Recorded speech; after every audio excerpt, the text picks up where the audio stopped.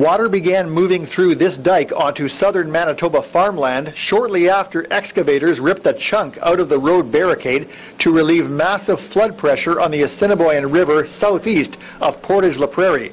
And homeowners throughout a 180 square kilometer area are bracing for it. In the nearby village of Newton, residents are sandbagging as much as possible after never experiencing anything like it. Because it's not here and because it is very flat here, what we think is very flat, that we shouldn't be affected, but obviously we are going to be. Brian Wilson and his wife Beth learned how to sandbag just days ago and luckily had plenty of community help to build their makeshift wall. What they would have rather had help from, though, is the Manitoba government in advising them far earlier than only a week ago that this kind of action would be necessary. Had we known 2 weeks ago that this was going to be coming, we could have done a lot of things differently, like just taken some time to get organized for what had to happen. Actually learned how to make a sandbag dike, instead of that work. I don't know. One of the worries here in Newton is that homes along this road are very close to the Elm River behind me.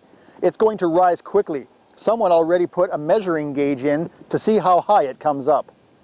But Newton isn't the only community that will become wet.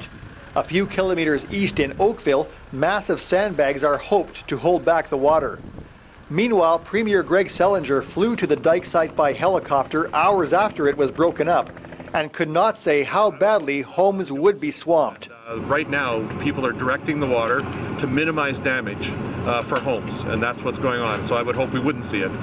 Where we have seen homes that are in the potential pathway, we've seen diking around them. We've seen aquadams around them. So the military and the local personnel have done a tremendous job of getting out there and being ahead of this thing, and every minute counts. The Assiniboine was expected to crest about 3 days later, though the floodwater here is anticipated to remain for at least several weeks. Ross Romanuk, Winnipeg Sun.